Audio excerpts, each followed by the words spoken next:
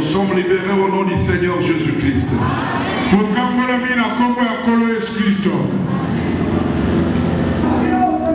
Jour pour jour depuis le 15 juin,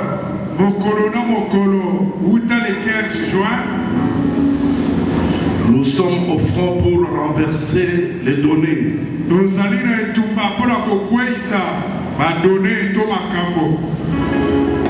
Et l'ennemi est convaincu que nous sommes réellement libérés de son pouvoir.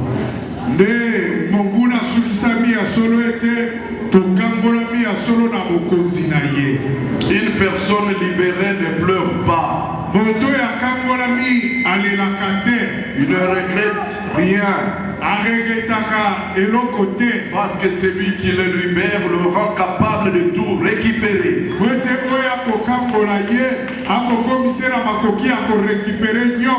Il faut apprendre à consulter l'Éternel. Il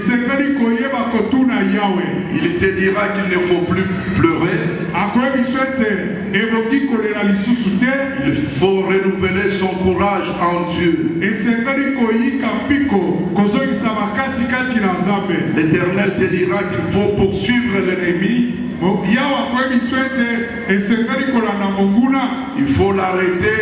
Il faut le frapper. Il faut tout récupérer. Et quand on est libéré, on est libéré avec tout ce que l'Éternel t'a donné.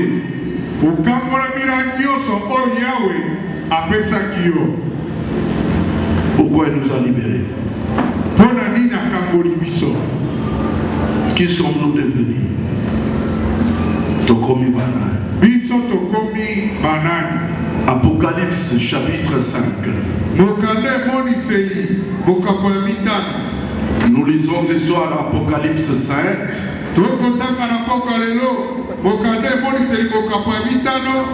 Du 1er au 14e verset. Tous les chapitres donc. Nous lisons ainsi au nom puissant de Jésus-Christ. Gloire à l'Éternel. Oui, j'ai vu dans la main droite de celui qui était assis sur le trône un livre écrit en dedans et en dehors, scellé de 7 sceaux. Et j'ai vu un ange puissant qui criait d'une voix forte, qui est digne d'ouvrir le livre et d'en rompre le sceau.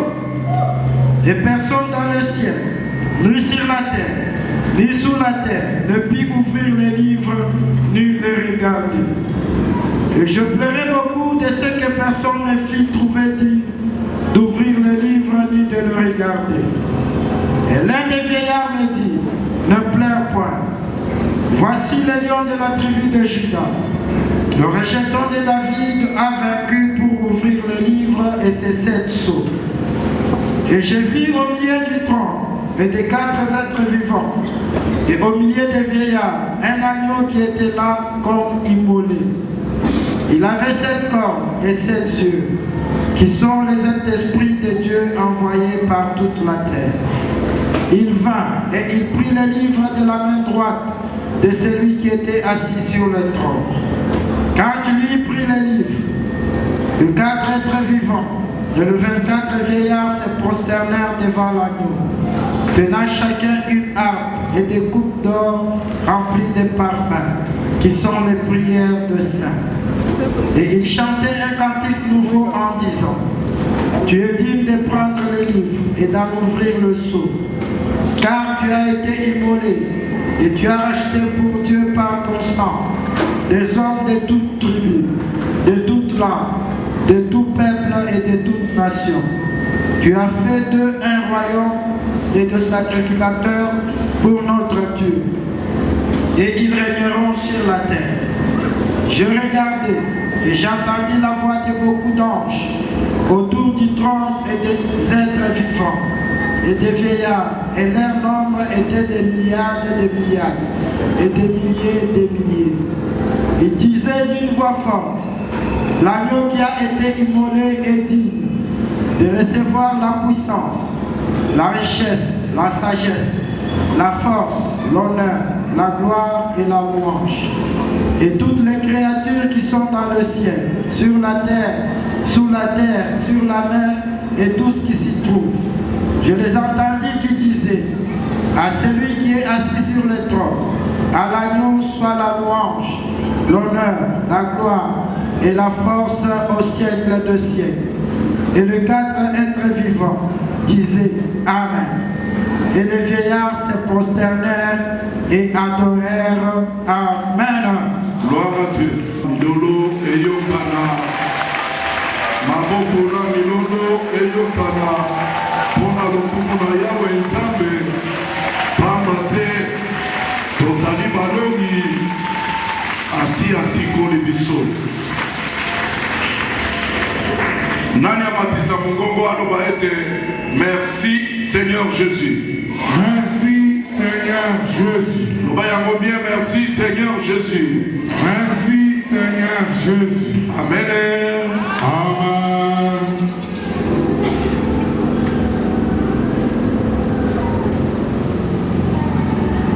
Merci d'être venu ce soir. Matondo naboye no apokalelo. Il ne nous reste qu'un jour qui nous sépare de la fin de notre campagne de 2 mois. Totikali kaka na mokolo moko oyekokabola biso na suka ya campagne na biso ya 2 mois. C'est la journée de demain. Eza mokolo ya lobi qui est aussi un grand jour pour les femmes qui aiment le Seigneur. Oyo eza pe mokolo monene mpona basi oyo balingi nkolo. Les femmes qui acceptent de servir Dieu avec nous. Les femmes libérées par le Seigneur Jésus-Christ. Elles ont un grand rendez-vous avec le Seigneur dans ces temples. Merci d'être venu ce soir. Même à vous qui nous suivez de loin, nous disons merci. Parce que Jésus nous a libérés. Et maintenant que nous disons que nous sommes libérés, il peut y avoir parmi nous quelqu'un à qui l'on montre encore les jugements de sa condamnation.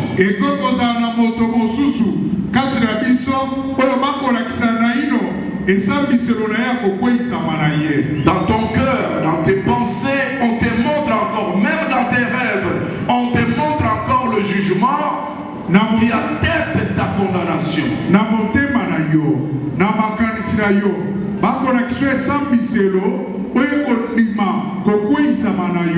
Il y a quelqu'un, je ne sais pas, un petit sorcier ou un démon qui te dit encore que voilà, dans ces livres, il y a des preuves des péchés que tu as commis. Tu es toujours condamné.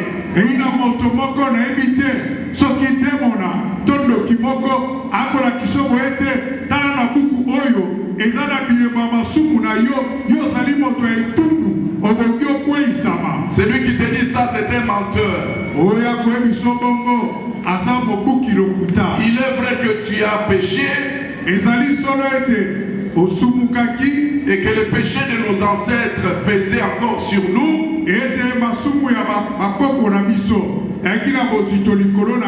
Cela avait de l'impact sur notre vie avant que nous venions au Seigneur, avant que le Seigneur vienne nous libérer.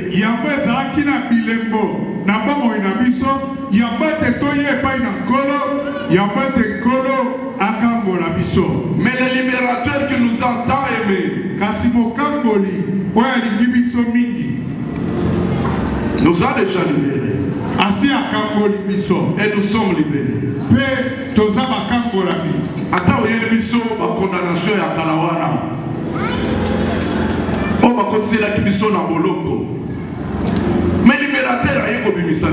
Amen.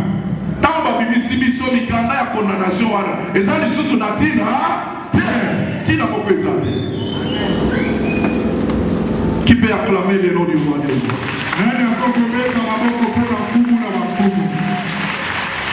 C'est ça la vision de l'apôtre Jean. Il voyait bien sûr quelqu'un assis sur le trône tenant dans sa main droite un livre scellé en dedans et en dehors. Abandai komona solo moto afandi na kiti ya bokonzi asimi loboko mobali mokando batia bilembo na kati pe libanda. L'apôtre avait entendu la voix que tu entends là.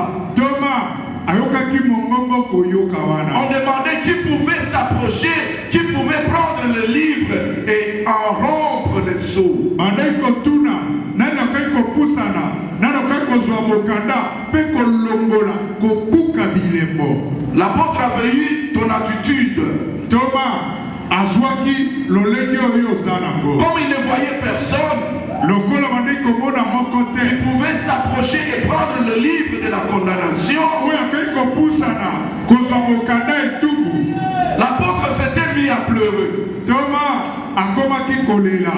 Mais ce qui me réjouit, c'est la voix de la fortification. Oyeko sepelisa ngai ezali mongongo ya kolendisama. La voix que tu peux entendre ce soir. Mongongo kokoyoka na pokwa lelo. Pour que tu te rendes compte que tu es réellement libéré. Peto sosola ete okambolami ya solo. Malgré qu'il pleurait, ataka bandai kolela. Et regardez dans le ciel, sur la terre et même sous la terre qu'il n'y avait personne. Akotala na lola, atala mokili, atala sera mabele, makota zalaki. Mais il a entendu la voix qui lui disait, ayokaki mongongo ekoloba. Jean ne pleure point. Yohane kolela te. Ne pleure point. Kolela te. Relève-toi seulement et regarde. Yotombola moto tala. Les lions de la tribu de Juda.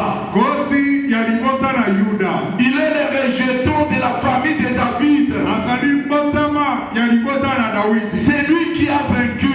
Yende alonga. C'est lui qui s'est approché. Yende apusana. C'est lui qui a pris le livre. Yende aswa mokanda. C'est lui qui a rempli les seaux. Yende abuka bilembo. Tu ne peux plus pleurer. Okoki kolela te. C'est lui qui a retiré ce livre-là. Oya aswaki mokanda. C'est lui qui a abrogé les condamnations. Oya abukaki etumbu. Il est de la tribu de David. Azali moko ya libota na Dawidi. Tambo wa muchisamba cha Yuda. Kozi ya libota na Yuda. Kankanunui na kan David. Kokoloko ya Dawidi. Mwana ya libota ya David. Amen. Sukabiso tolo pa amen. Amen.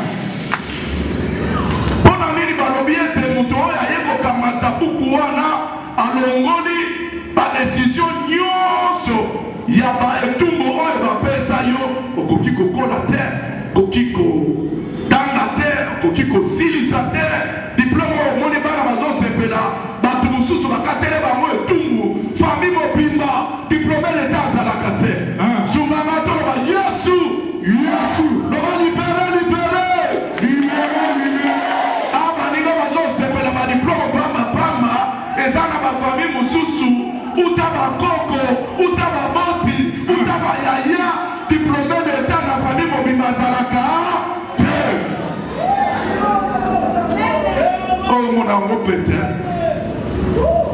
omona yango pete ozoloba o basopi ya kosopa basopi ya kosopa oyebi ndenge bato mosusu bakomaka ata na 6e soki 3e soki ekomi 4e soki ekomi 2e badiplôme yango bakoma kozwa yango na 4e 3e combien na 4e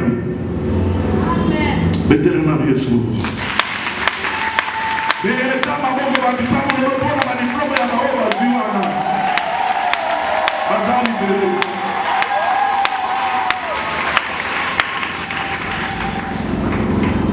Amen. Amen. Osiliki.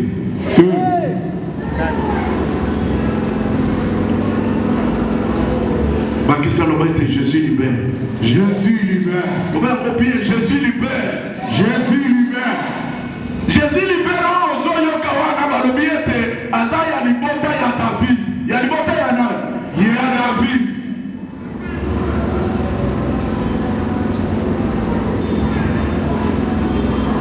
David oyo afanda pe ya baniko baluka na mabele mpona nini mboka na ye batuma yango babotola ye basi babotola bana bakanga bantaba ngombe na bameme basoso na bapigeon bakende na biloko nyonso na basi na bana abaluka na mabele alela azoluka moto akoki kosunga ye moto aza te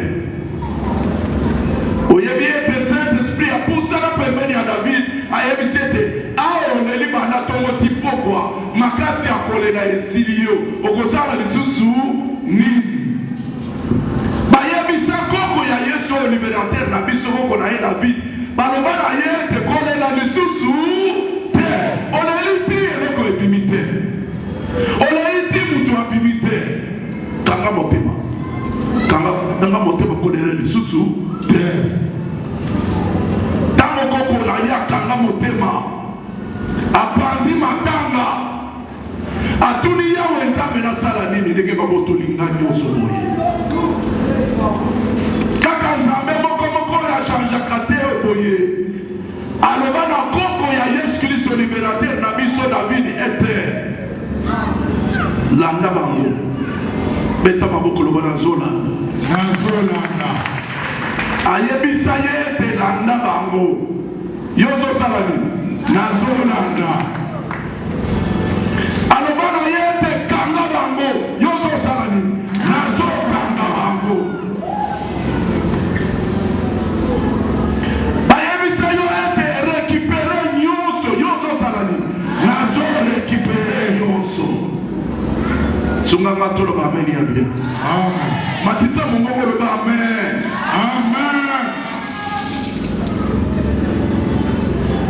arekipera nyonso azonga nango na bana na basi ntango bazali kozonga na mboka na bango na biloko bazoyemba bazokumisa nzambe kata kolela na yo kata kolela nzambe achange likambo oyeba koyembela ye loba ete nakoyemba nakokumisa beta maboko loba nakoyemba nakosanzola nakokumisa olode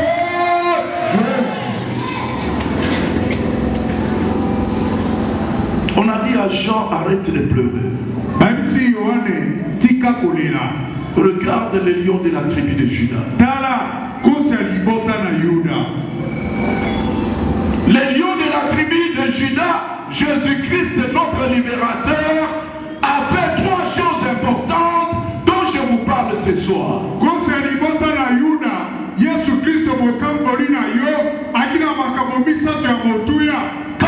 Jean a bien entendu le cantique,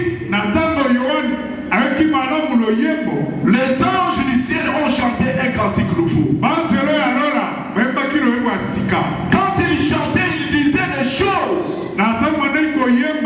Avec précision, ils disaient quoi? On disait à l'agneau, tu es digne, car c'est toi qui as été capable de prendre le livre de la main de celui qui le détenait et d'en rompre le sceau.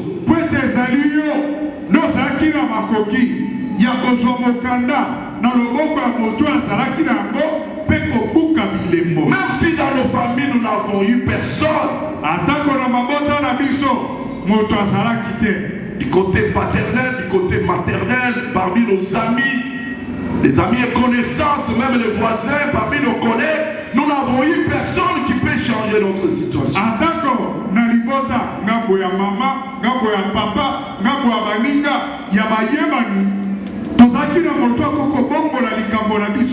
Il y a celui qui a été trouvé digne.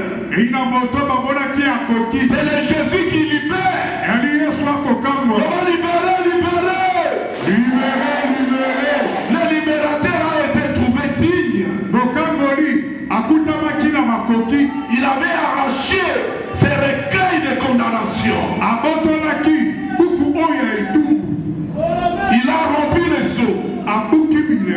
Il a détruit les décisions.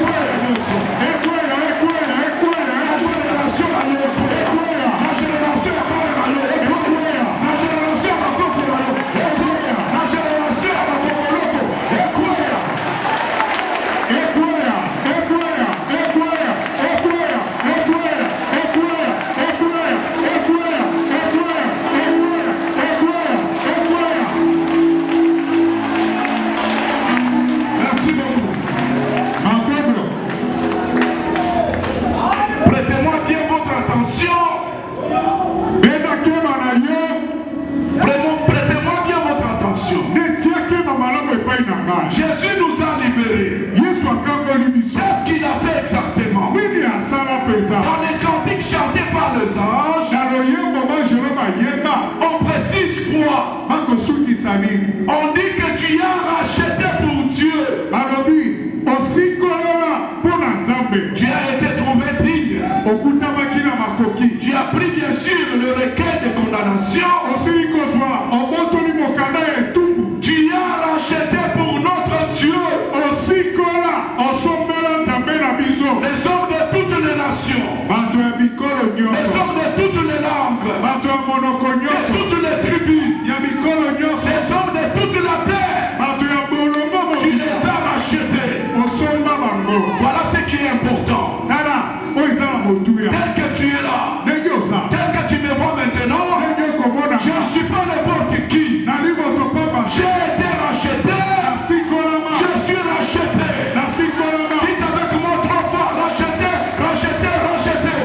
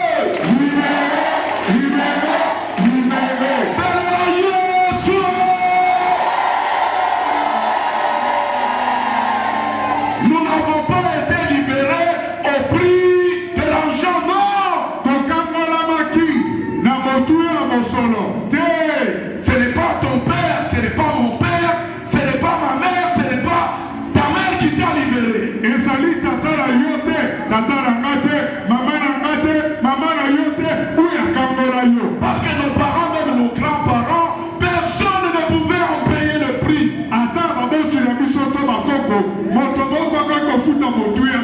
Tu as de la valeur aux yeux de Dieu.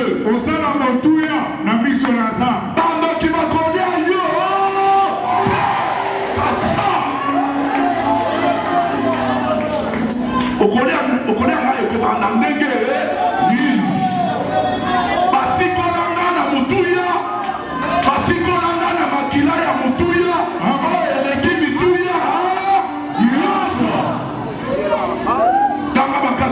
makila na Yesu. Makila na Yesu. Baba yango bien makila na Yesu. Makila na Yesu. Esikolanga. Esikolanga. Esikolanga. Esikolanga. Boye banguna bakolomba lisusu.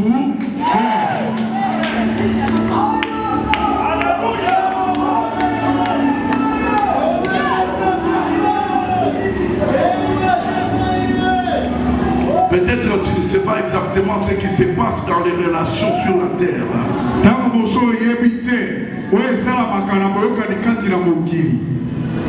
Il faut porter sur vous la marque du sang libérateur.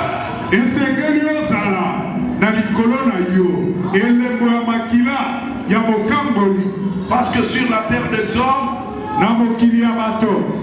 nous contractons des relations diverses.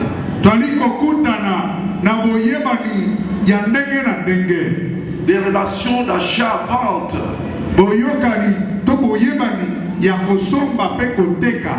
Yo, comment on a makamonion sur les trésors PTT.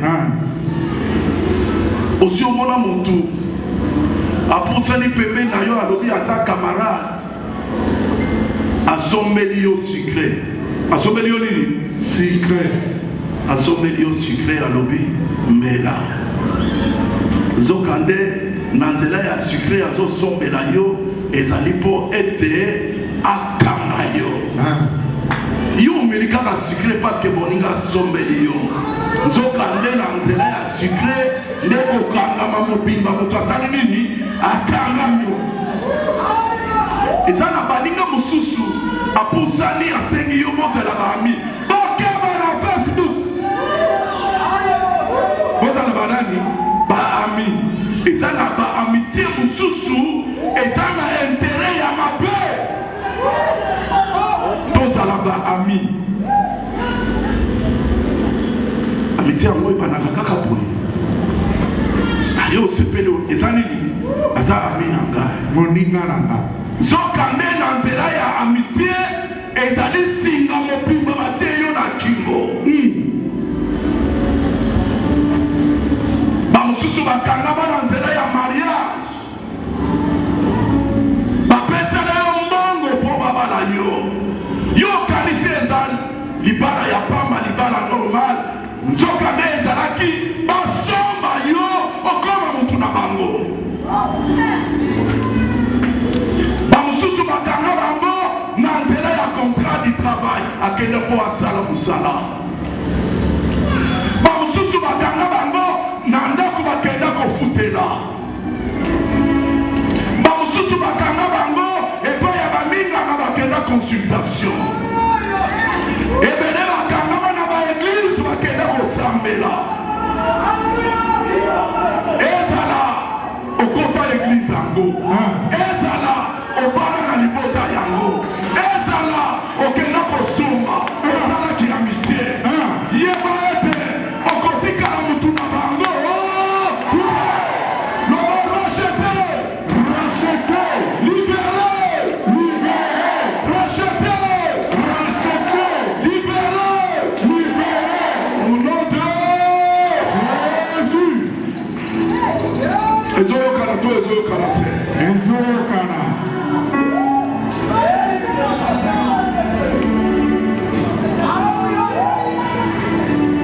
Bauti koyebisanga lobi eza mardi kana milengeli mpona yamba bato ndenge ne masina koyamba mardi nzoka nde batindeli nga bato baya koenleve nga bato baya kosala nini koenleve pasteur po ete convention ezala ya bamama clôture ya Jésus libere na convention ya bajeune ebe bato ebonga ebeba na nzela ya molimo bato yango baye baleki awa na temple bien bakomi na biro kuna bino bozoya koenleve motu esengeli miso na bino efongwama bongo na clair no bazoya mpo baenlevenga nayebi te nzambe oyo ndenge yalalaka te bazwi elamba ya mwindu bakangi bango na miso awa siko okangi miso okomona ndenge ni bango wana na biro bazoya bazoluka a partir ya fenêtre bazosala moyo lokola baaveugle bazoluka porte baluki porte ya kokota ti mpo bayebisaki bango ke afandaka na kati kuna baluki porte na boye baluki yango na boye porte ya kokota na biro ya paster ezomonana loba Yesu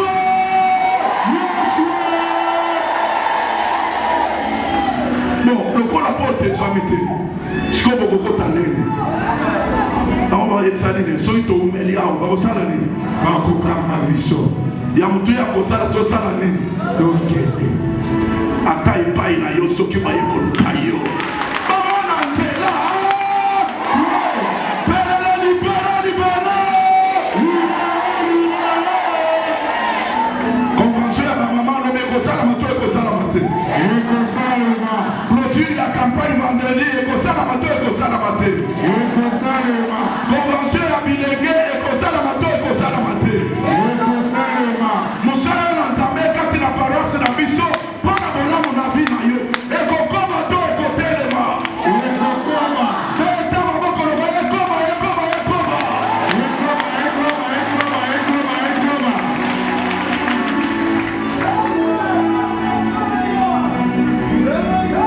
deuxième chose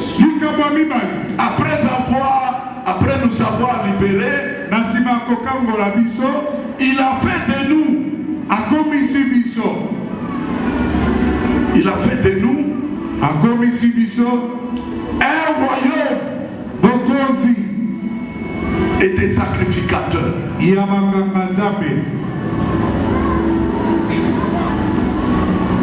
Avant la libération, il y avait la séparation. ezalaki na bokabwani.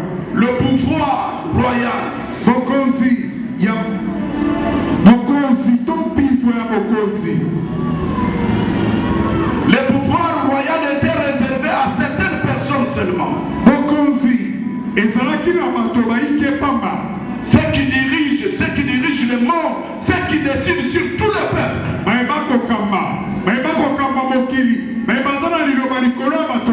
Ce sont des présidents, ce sont des ministres, ce sont des sénateurs, des députés, de tous ceux-là qui dirigent là.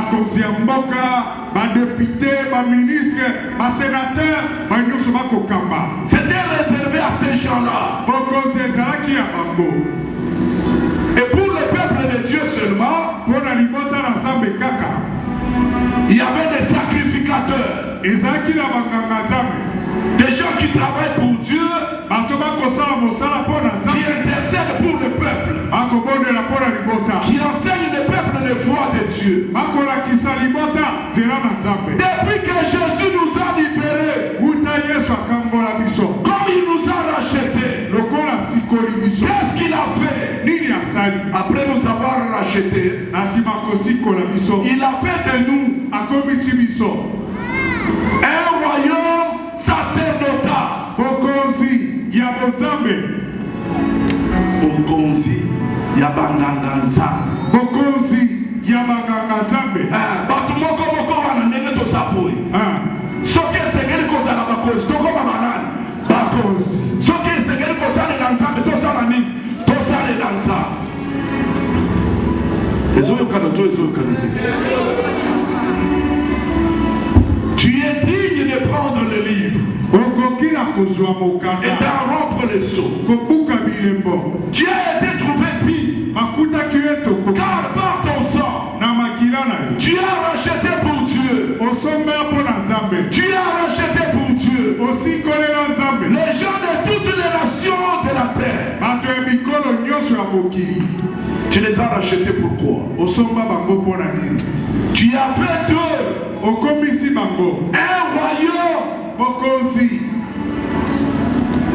un royaume avec des sacrificateurs. Pour qu'ils fassent quoi? Troisièmement, bakomisa yo mokonzi ezala ya kokamba mokili, ezala ya kokamba ekelezia, yo oza kaka mokonzi, bana na yo bakonzi, mobali na yo mokonzi, pasi na yo bakoko na yo bino nyonso wana bokamba mokili, bokoma ba PDG, bokoma ba ministre, bokoma ba directeur, bokoma ba député, bokoma ba généraux, bokoma ba colonel.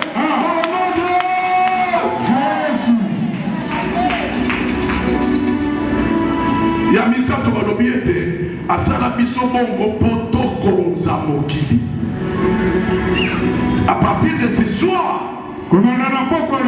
mets-toi en tête que c'est toi qui es appelé à régner sur la terre.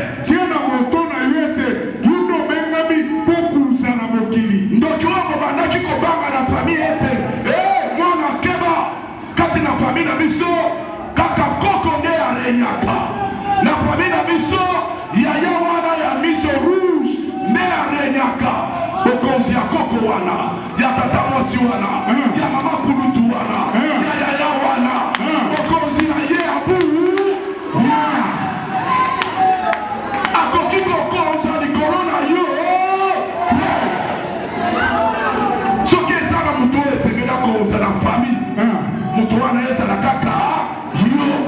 Soki yo te ezala mwana na yo, soki mwana na yo te ezala mobali na yo, ezala mwasi na yo, ezala koko na yo.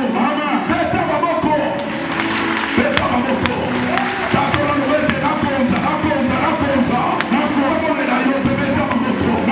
Yone esengeli okonza, ezala na mutu, ezala na moi, ezala na tongo, ezala na poko, ezala na misala, ezala na beto, ezala na mesa, ifai nyonso, yo esengeli okonza. Mais yambo était aussi lisa. Le corps à Jésus a racheté yo, c'est-à-dire a libéré yo.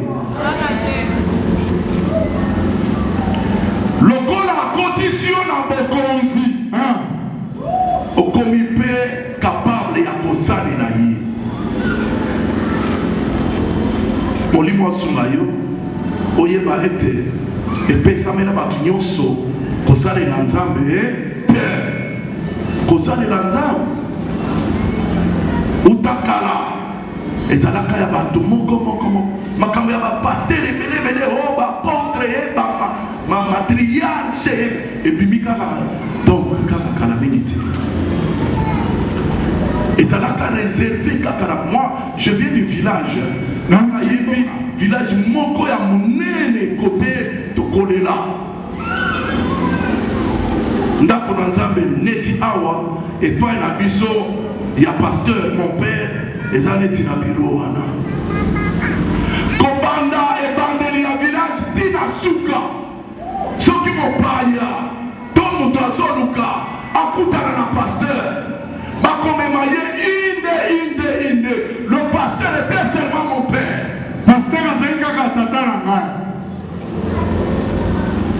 bakoyala mutu o azoluka esika ya kolala auti koyanza mopaya wana papa ye kobeta na ndako biso to banda kolala toza bana kongo batukai alishia imwaba mwenye wa kulo bobima botanda wana mopaya ye babimisi biso po mopaya alala bien kosalela nzambe ezalaka ya bato nyonso te me awa tozoloba makambo ya nzambe ezala basakoli ezala baevangeliste ezala bamama bapapa ekomi ya bato nyonso yo moni eza pete te bana na yo basalela nzambe mobali na yo asalela nzambe mwasi na yo asalela nzambe kutu mikolo oyo bato nyonso na bao baza na poto na bao baza na Afrika soki na tuni ah bon qu'est-ce que tu cherches, tu veux avoir quel mari? Donc moi je préfère un mari qui craint Dieu. Lino zoluka okoluka mobali ndenge nini yokelenge mwasi na akoluka mobali oya banga kanza. Je ne veux pas un homme qui va troubler ma vie, je veux me marier à un homme qui craint Dieu. Nakoluka mobali akonyokola ngai kako nyokola bomo inangate nakoluka mobali mais ya kalabasi bana koluka mobali musicien mobali nani musicien star vedette sa père abimi na belle famille sa père autres bato nyonso quartier sa père siko awa bamama soki sa père moko abimeli yo abalela yo mwana okondima to sa père bakoma kobangisa sa père aye mais soki moto abimeli yo batuni osalaka nini oh je suis apôtre omonaka ngai na tvt je suis apôtre batuni batindi bapeti bavérifie est ce que azalaka isolo apôtre bakuti temple moko azosala baplein loba amen amen conseil à famille côté balobi botika kaka mwana asala nini mwana bala parce que eyinda te mabonza ekosala nini tobetele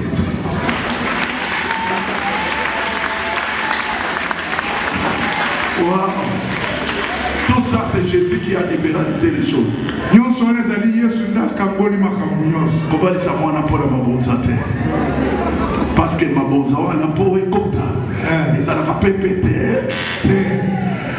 ezala bato mosusu basala mpe baeglise mpo bazwaka mabonza tant tokotaka bareunion bapaster koyoka bapaster mosusu akotuna papa bino bosalaka ndenge nini epai nanga bandimi bazoya te ndenge nini bapaster bayaka ebele awa baeglise mosusu koyo bazotuna père bino boye est ce que bato batondaka nalobi ya bato batondaka bino bobonge bino bolonga déjà fufu nga nazokemba ye azoloba ete nga nalonga nini nalonga fufu mpona ye akanisi ete basalelaka nzambe mpona fufu basalelaka nzambe mpona fufu te mpona bilamba ya kolata te ezali mpo ete milema ya bato esala nini ebikisama loba libere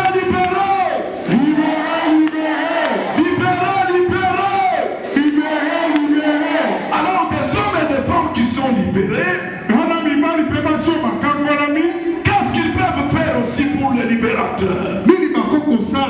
pona mokambo nde eteni ya suka ya loyembo bazoloba ete l'agneau qui a été immolé, mwana na pate oyo akatamaki moto celui qui nous a libérés, ye nakangoli biso il est digne de recevoir akoki na koyamba et la louange, asanzoli les acclamations, les cris de joie, la puissance, la force, la richesse. Il est capable de recevoir les acclamations, les cris de joie, la louange, l'adoration, la puissance.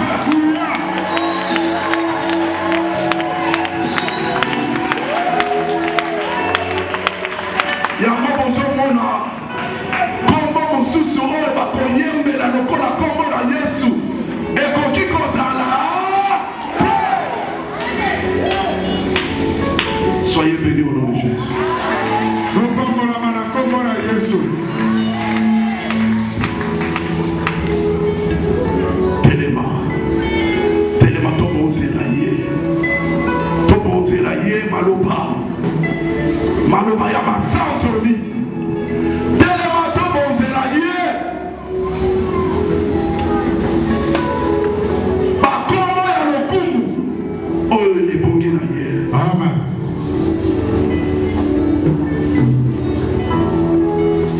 Tanda maboko loba ete nkolo Yesu. Beta maboko obongi na nyonso. Obongi na nyonso. Beta maboko obongi na nyonso. Obongi na nyonso. Yesu obongi na bete na yo maboko. Obongi na bete na yo maboko. Obongi na bete na yo bilolo. Napesa bololo. Napesa bololo. Yesu obongi na nyonso. Obongi na nyonso. Zoto na ngai ebongi na yango. Obongi na yango. Eza ya bokono te. Eza ya bokono te. Ebongi na yo. Ebongi na yo. Zoto na ngai. Zoto na ngai. Biloko na ngai. Biloko na ngai. Kitoko na ngai. Kitoko na ngai. Ebongi na yo. Ebongi na yo. Ebongi na yo. Ebongi na yo. Beta maboko Yesu. Yesu.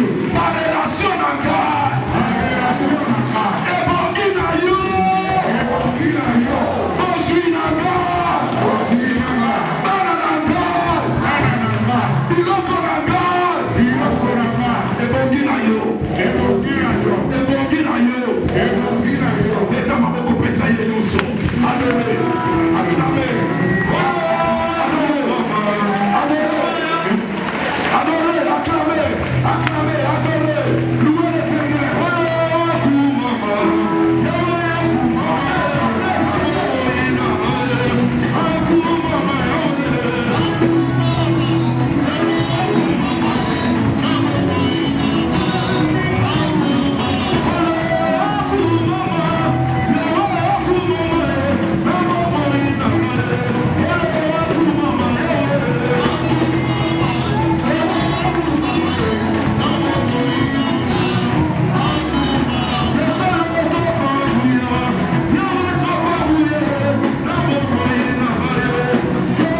Lokola asikoli biso akomisi biso bakonzi mpe banganga ya bokonzi na ye, apesi biso mpifo ya kokonza mokili. Esengeli tobonzela ye nyonso, ezala ta na yo moto ozalaka na ta te, yeba ete abongi na ta na yo. Abongi na nyonso moya kosala detail eza te. Yesu abongi na nyonso. C'est le moment des offrandes.